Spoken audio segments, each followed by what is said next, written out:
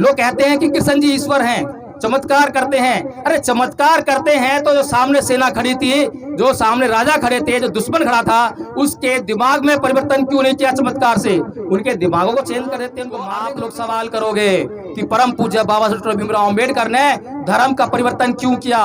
हिंदू धर्म में क्या बुराई थी जो उसको छोड़ा, और बौद्ध धर्म में क्या अच्छाई थी जो उसे? वो जो लेडी वो कहती है कि आरक्षण ने मेरी बेटी को मार दिया, उसने कभी रामायण पढ़ी नहीं पढ़ी। भगवान राम भगवान थे, ईश्वर थे, तो उन्होंने एक सूत्र का इस बात पर बद्ध क्यों किया कि वो शिक्षा ले रहा है और शिक्षा दे रहा है?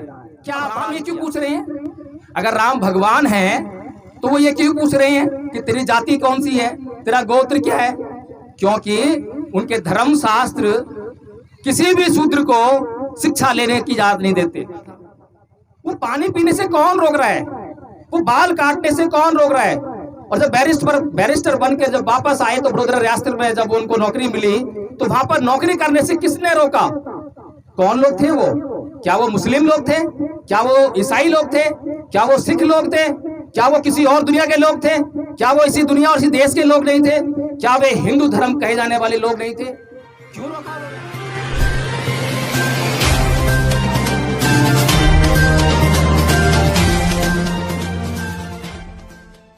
अभी मुझसे पूर्व वक्ता बोल रहे थे कि डॉक्टर अंबेडकर कोई व्यक्ति नहीं थे बल्कि विचार थे। लेकिन क्या है, इस विचार को सोचने और समझने की शक्ति इस देश के लोगों में है? मैं जब ये सोचता हूं तो बड़ा ही उथल पुथल से भर उठता हूं।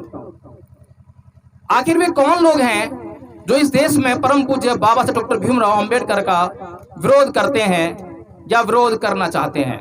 आखिर क्यों?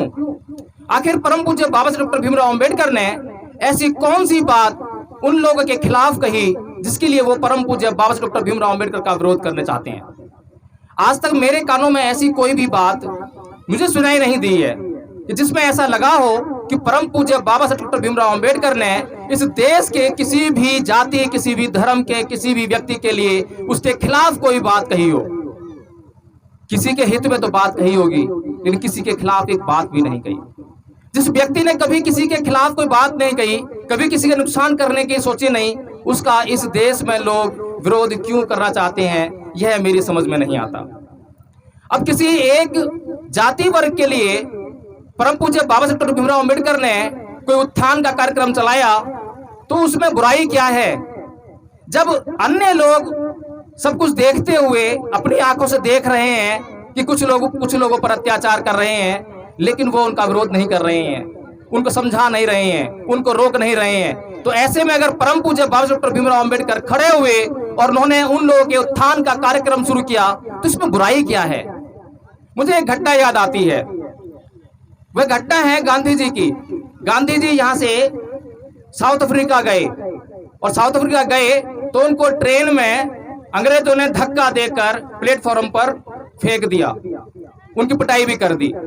और वहां अपनी पिटाई से इतना आहत हुए कि उन्होंने जो गोरे और काले का जो भेद होता था, पूरी दुनिया में जो गोरे और काले का भेद था, उसके खिलाफ वहां पे मुहिम छेड़ दी, वहां पे सत्याग्रह का आंदोलन कर दिया और उस सत्याग्रह के आंदोलन से बड़े प्रसिद्ध हो गए।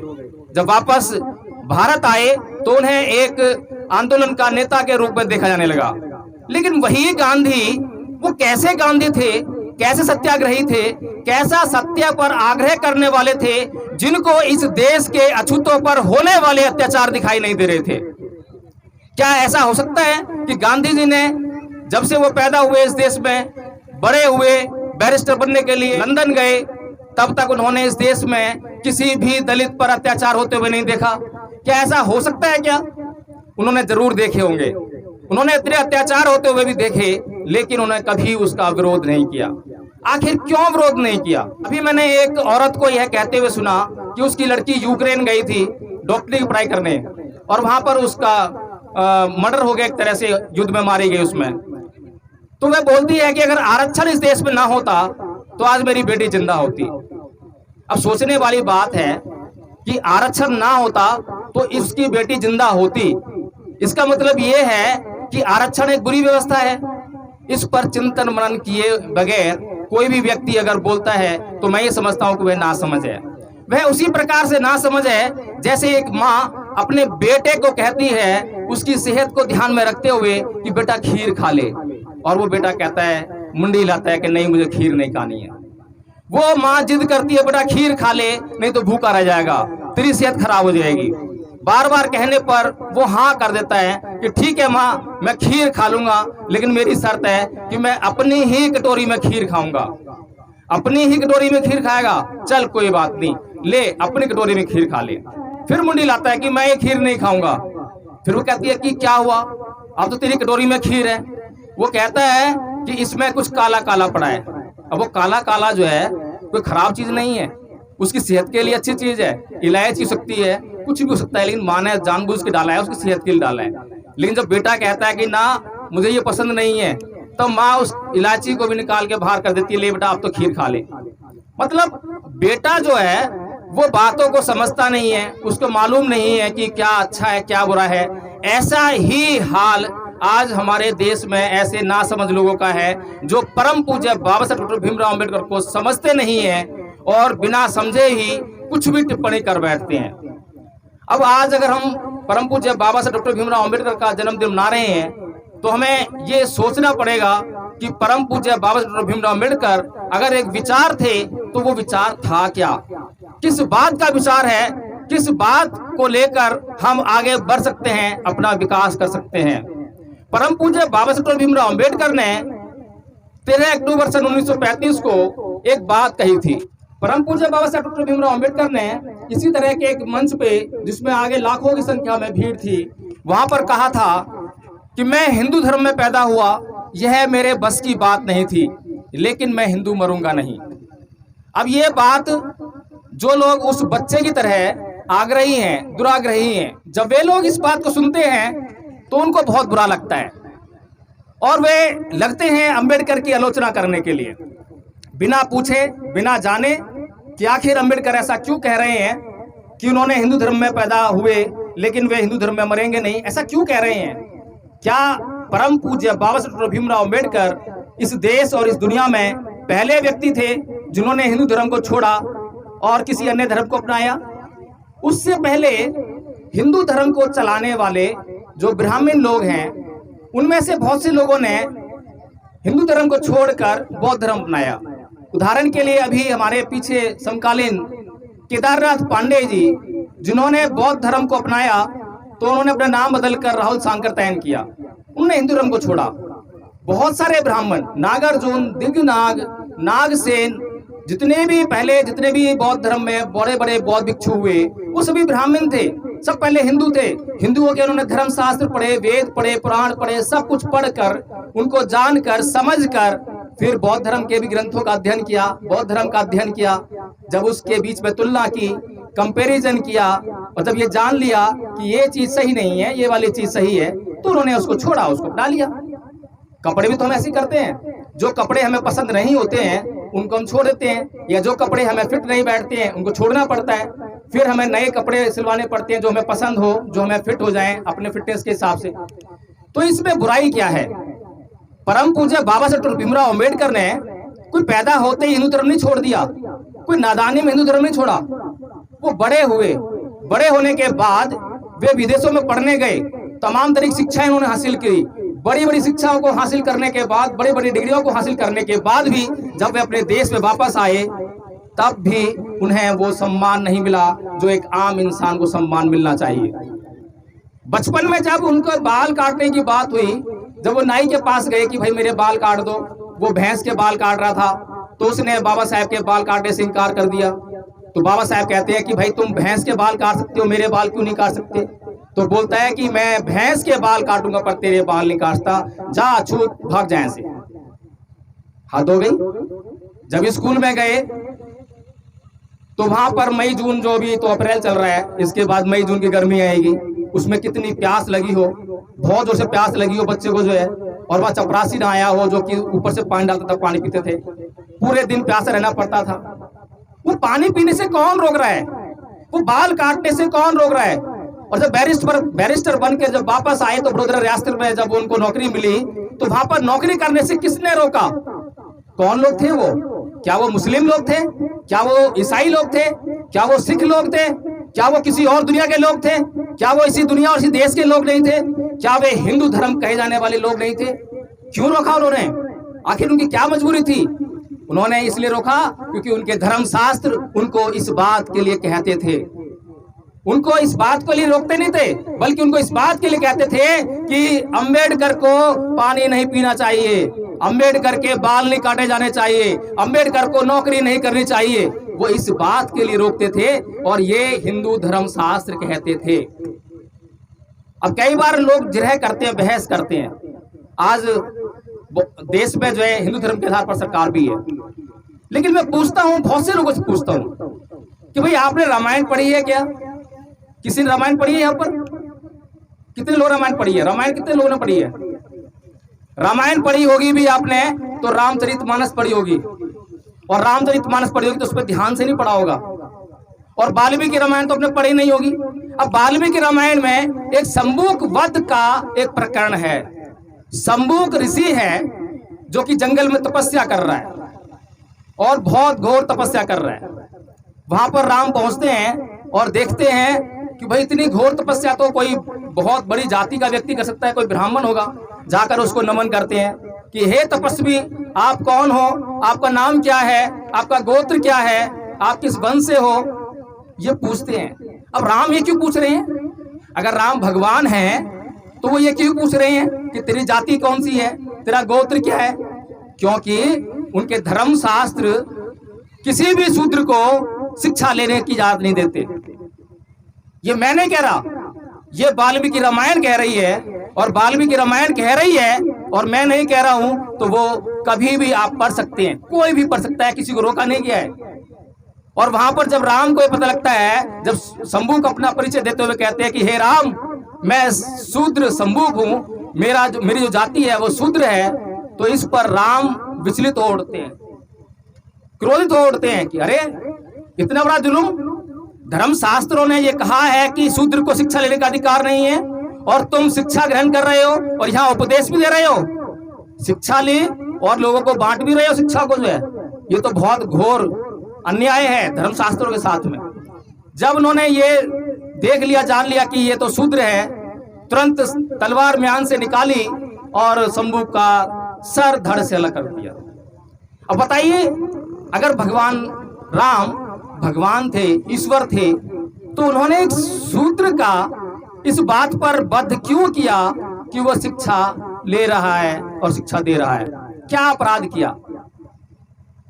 महाभारत में हम पढ़ते हैं, एकलव्य का प्रकरण पढ़ते हैं ना, तो गुरु द्रोणाचार्य उसका अंगूठा मांगते हैं। अरे गुरु द्रोणाचार्य ने किस बात की वो गुरु दक्षिणा? तो गुरु दक्षिणा कब दी जाती है? जब कोई शिक्षा दे और उस शिक्षा को लेकर आदमी तैयार हो जाए और कहे कि हाँ वास्तव में आपकी शिक्षा लेकर मैं तैयार हो गया हूं। अब गुरु द्रोणाचार्य स्वतः अपने आप से मना करते हैं कि भाई मैंने तो आपको शिक्षा दी नहीं। तो गुरु द्रोणाचार्य किस मुंह से उससे अंगूठा मांगते हैं, और क्यों मांगते हैं? सिर्फ इस बात से कि एकलव्य शूद्र है। अब ये कौन कह रहा है? ये हम नहीं कह रहे हैं, ये जो महाभारत है बाबा साहब ने नहीं लिखी, मैंने नहीं लिखी, ये जो है कि हम बनावटी बातें कर रही हूँ। वो जो लेडी वो कहती है कि आरक्षण ने मेरी बेटी को मार दिया, उसने कभी रामायण पढ़ी? नहीं पढ़ी। अभी नवरात्र चल रहे थे, तो नवरात्रों में देश में एक भूचाल सा आया कि नवरात्रों में मांस की बिक्री नहीं होगी, नवरात्रों में मांस की बिक्री नहीं होगी। और मनुस्मृति क्या कहती है? मनुस्मृति कहती है कि किस पशु का मांस खाया जाना चाहिए, किस पशु का मांस किस तरह खाना चाहिए, उसकी पूजा करके खाना चाहिए या क्या करना चाहिए, सब लिखा हुआ है। तब बताइए, अरे भैया आपने अगर मांस को, चलो अब आप जागरूक हो गए हो, आज के जमाने में आप पढ़ गए हो, समझ गए हो, और आप मांस खाना बंद करना चाहते हो, तो 9 दिन के लिए क्यों, पूरी जिंदगी भर के लिए बना करो ना आप। जैसे ही 9 दिन पूरे होंगे उसके बाद उस मांस पर टूट के पड़ेंगे। ये कौन सा धर्म है? ये कैसी संस्कृति है? ये समझ से बाहर है। जब ऐसी उठापो भरी संस्कृति, ऐसा उटपटांग धर्म जब बाबा साहब भीमराव अम्बेडकर ने अच्छी तरह से उसका अध्ययन कर लिया, तो वे मजबूर हुए और 13 अक्टूबर सन 1935 को ये बुला की धरती से उन्होंने यह घोषणा की लाखों अनुयायियों के सामने कि मैं हिंदू धर्म में पैदा हुआ, यह मेरे बस की बात नहीं थी, लेकिन मैं हिंदू मरूंगा नहीं। कोई ऐसे ही नहीं कर दिया, उस बच्चे की तरह नहीं। उस बच्चे की तरह तो वो लोग हैं जो समझने का प्रयास नहीं करते हैं। आज भी अगर बाबा साहेब की बात को किसी भी जाति का व्यक्ति समझ ले तो उसका भी तो उद्धार होगा। बाबा साहेब ने जो नारा दिया, वैसे तो 2 नारे हम सुनते हैं। बाबा साहेब ने इंग्लिश में कहा था कि एजुकेट, एगिटेट एंड ऑर्गेनाइज। अब हिंदी में उसको लोगों ने कहा कि शिक्षित बनो, संगठित बनो और संघर्ष करो। दोनों उल्टे हैं, लेकिन अलग अलग भी देख लें तो शिक्षित बनने के लिए कहा है, किसको कहा है? क्या उसमें लिखा है कि सिर्फ शूद्र समाज को मैं बोल रहा हूं शिक्षित बने? क्या दूसरे लोगों के लिए नहीं है? क्या ब्राह्मण लोग शिक्षित बनेंगे तो उनसे पाप हो जाएगा? बाबा साहेब की ऐसी कौन सी बात है जो दूसरे लोगों को रोकती है? बाबा साहेब का ऐसा कौन सा विचार है जो दूसरे लोगों को रोकता है? जब बाबा साहेब डॉक्टर भीमराव अंबेडकर ने 1935 में हिंदू धर्म छोड़ दिया तो उन्होंने कोई दूसरा धर्म अपनाना था, क्योंकि Baba Saheb doctor Bhimrao Ambedkar Karl Marx के विचार से इत्तेफाक नहीं रखते थे। कार्ल मार्क्स कहता है कि धर्म अफीम का नशा है, तो उसने कहा धर्म अफीम का नशा है। बाबा साहेब ने उसको समझा, सोचा, तो बाबा साहेब ने धर्म का त्याग नहीं किया। उन्होंने कहा नहीं, इस दुनिया में अगर किसी व्यक्ति को मान सम्मान की जिंदगी जीनी है तो उसके लिए उसका नैतिक आचरण होना बहुत जरूरी है, उसका नैतिक उत्कर्ष होना बहुत जरूरी है, और नैतिकता सिर्फ और सिर्फ धर्म से आ सकती है। इसीलिए उन्होंने 14 अक्टूबर सन 1956 को नागपुर की दीक्षा भूमि से बौद्ध धर्म को ग्रहण किया, और वो भी कोई अकेला नहीं किया, वो लाखों की संख्या में लोग थे वहां पे। 7 से लेकर 10 लाख के बीच में वहां पे संख्या थी। इतने लोगों के बीच में बौद्ध धर्म को ग्रहण किया। अब 1935 में धर्म का त्याग करते हैं, हिंदू धर्म का, और 1956 में बौद्ध धर्म को ग्रहण करते हैं। बीच में कितना समय हुआ? 21 साल का। ये 21 साल क्यों लगे? एक धर्म को बदलने में 21 साल लग गए।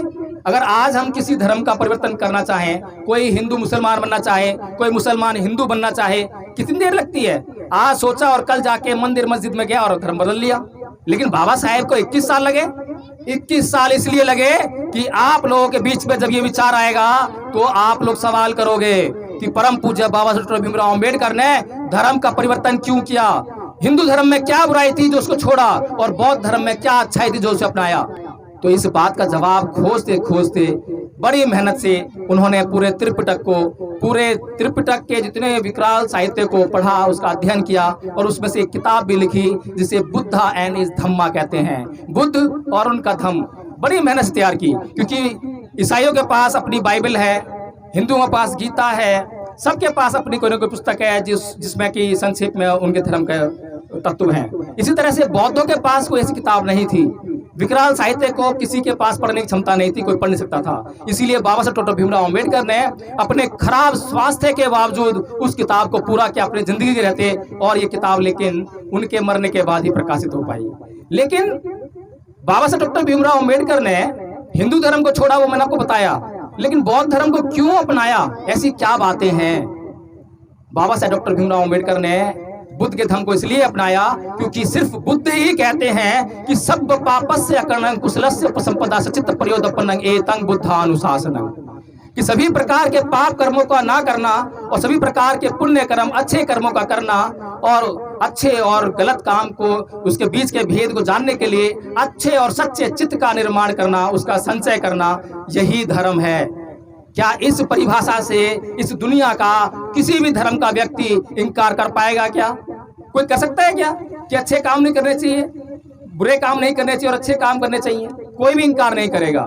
भगवान बुद्ध कहते हैं कि फंदनं चपलं चित्तं दुरखं दुनिवार्यं उजुं करोति मेधावी उसुकारो व तेजनं, कि जो चित्त है, मन जिसे आप लोग समझते हो, वो चंचल है, चपल है, वह क्षणिक है, वह दुरक्ष है, बहुत बड़ी जल्दी से इधर से उधर हो जाता है, उसकी रक्षा बड़ी मुश्किल से होती है। अब उसकी बड़ी मुश्किल से रक्षा होती है तो उसकी रक्षा करने वाले कौन हैं? वे मेधावी पुरुष हैं। वो उसी प्रकार के मेधावी पुरुष हैं जिस प्रकार से कि एक बाण को सीधा करने वाला व्यक्ति बाण को सीधा करता है, इसी तरह से वो मेधावी पुरुष अपने चित्त को संयमित करता है, कंट्रोल में रखता है। कोई मामूली बात कही बुद्ध ने? ऐसी बात अभी आपने सुनी है क्या? बुद्ध आगे क्या कहते हैं? बहुत सारी बातें हैं, मैं कुछ बातें आपको कह कर, क्योंकि आपका भी समय कीमती है, गर्मी पड़ रही है, मैं सिर्फ संक्षेप में बताना चाहता हूं कि परम पूज्य बाबा साहेब डॉक्टर भीमराव अंबेडकर ने बौद्ध धर्म को क्यों स्वीकार किया, इसके कारण मैं गिनाना चाहता हूं। तो बुद्ध धम्पद में कहते हैं कि ना ही वेरेन वेरा ने संबंधित उदाचनंग अवेरेन चै समंती ऐस धम्मो सनातनो, यानी कि वैर से कभी वैर शांत नहीं होता। होता है कभी कभी वैर से कभी वैर शांत होता है क्या? आप किसी को गाली दो तो पलट कर वो आपको गाली दे तो आपका जो क्रोध है वो शांत होगा या और उबलेगा? और उबलेगा ना। तो बुद्ध कहते हैं कि वैर से कभी वैर शांत नहीं होता और अवैर से ही वैर शांत होता है। आपको किसी ने गाली दी और आपने गाली नहीं दी, तत्क्षण आपने उस वैर को रोक दिया। ये बुद्ध का जो नियम है, ये सनातन है, हमेशा हमेशा अपने रखने वाला है। कहीं भी चले जाइए, किसी भी काल में जाइए, किसी भी देश में जाइए, ये नियम बदलता नहीं है। लेकिन इस देश के लोग जिस संस्कृति की ओर बढ़ रहे हैं, वो संस्कृति क्या कहती है? गीता में कृष्ण जी कहते हैं कि हे अर्जुन, तुम किन लोगों को मारने से बच रहे हो? तुम जिनको मारने से रुके हुए हो, जिनकी हत्या नहीं करना चाह रहे हो, तुम जिन्हें अपना रिश्तेदार कह रहे हो, वो लोग पापी हैं, उन्होंने पाप किया है। और तुम इन्हें मार भी दोगे तो उनके शरीर ही तो मरेंगे, उनकी आत्मा तो मरने वाली नहीं है। अब बताइए, अब पाप किसने किया? शरीर ने किया या आत्मा ने किया? पाप तो आत्मा ने किया। अब दंड किसको मिलेगा? आत्मा तो मरेगी नहीं, उसे तो ना दुख होगा ना दर्द होगा, कुछ नहीं होगा। अब कृष्ण जी क्या कह रहे हैं समझ में नहीं आ रहा। अब कृष्ण जी किसी को मारने के लिए कह रहे हैं, सुधारने के लिए नहीं कह रहे हैं, क्योंकि कृष्ण जी का मानना है कि वो सुधार नहीं सकते। अब जो सामने लोग हैं वो कौन है? वो बड़े बड़े राजा महाराजा हैं, उनकी शिक्षा हुई है, दीक्षा हुई है, स्कूल गए, कॉलेज गए, गुरुकुल गए, वो पढ़े लिखे हैं, उनके बुद्धि का विकास हुआ है। लेकिन वहीं दूसरी तरफ हम देखें तो भगवान बुद्ध के सामने कौन है? अंगुलीमाल है। कोई शिक्षा दीक्षा नहीं हुई है, जंगल में रहने वाला व्यक्ति, जिसने अहिंसा कभी सुनी नहीं और हिंसा से उसका रोम रोम भरा हुआ है, हिंसा ही हिंसा जानता है। उसको मारने के लिए भगवान बुद्ध नहीं जाते हैं, निहत्थे बिल्कुल जंगल में जाते हैं और निहत्थे जाकर उस अंगुलीमाल को सुधार कर, उसके चित्त में परिवर्तन करके उसको वापस लाकर उसको भिक्खु बनाते हैं। ना केवल भिक्खु बनाते हैं बल्कि उसको एक अरहत भिक्खु बना देते हैं। बताइए कितना बड़ा फर्क है। लोग कहते हैं कि कृष्ण जी ईश्वर हैं, चमत्कार करते हैं। अरे चमत्कार करते हैं तो जो सामने सेना खड़ी थी, जो सामने राजा खड़े थे, जो दुश्मन खड़ा था, उसके दिमाग में परिवर्तन क्यों नहीं किया चमत्कार से? उनके दिमागों को चेंज कर देते, उनको मारने की जरूरत नहीं पड़ती। ये कंपैरिजन करके बता रहा हूं कि बुद्ध में और दूसरे लोगों में क्या फर्क है। बाबा साहब डॉक्टर भीमराव अम्बेडकर ने बौद्ध धर्म क्यों अपनाया? बुद्ध धम्पद में कहते हैं कि अकोछी मंग अवधि मंग अजीनी मंग ये चैतंग ने उपनहंती विरंग ते संग ने सम्मति, यानी कि उसने मुझे मारा, उसने मेरा सब कुछ छीन लिया, उसने मुझे जीत लिया, उसने मुझे डांटा। जो इस प्रकार की बातों को अपने मन में बनाए रखते हैं, उनका वैर कभी शांत नहीं होता। ये बुद्ध कह रहे हैं। लेकिन दूसरे लोग क्या कह रहे हैं? दूसरे लोग क्या कह रहे हैं कि उसने मुझे मारा, ओहो, उससे बदला लेना पड़ेगा, उसको सबक सिखाना पड़ेगा। आज ऐसी संस्कृति हमारे दिमाग में डेवलप कर दी गई है और ऐसी संस्कृति डेवलप हो गई है तो हमारा जो आचरण है वो अशुद्ध हो गया है, हम शुद्धता से भाग रहे हैं। बुद्ध जो कह रहे हैं वो किसी को भी समझाया जा सकता है, लेकिन जो दूसरे लोग कह रहे हैं उसको कोई भी समझने के लिए आज तैयार नहीं हो सकता। तो ये जो मैंने मूल अंतर पाया है कि परम पूज्य बाबा साहब डॉक्टर भीमराव अम्बेडकर ने 13 अक्टूबर सन 1935 को हिंदू धर्म क्यों छोड़ा और 14 अक्टूबर सन 1956 को नागपुर की दीक्षा भूमि से बौद्ध धर्म को क्यों ग्रहण किया, ये मैंने कुछ कारण बताए हैं जिनको आप सोच सकते हैं, समझ सकते हैं। और अगर गहन चर्चा करनी हो तो कभी भी मुझे बुलाएं, मैं तुरंत आऊंगा और आप लोग चर्चा करूंगा। मैं अपनी इन्हीं बातों के साथ में अपनी बात को विराम देता हूं। बातें तो बहुत सारी करने के लिए थी, लेकिन समय को मैं समझ रहा हूं, गर्मी भी हो रही है और भी वक्ता है, तो इसके साथ अपनी बात समाप्त करता हूं। जय भीम, नमो बुद्धाय।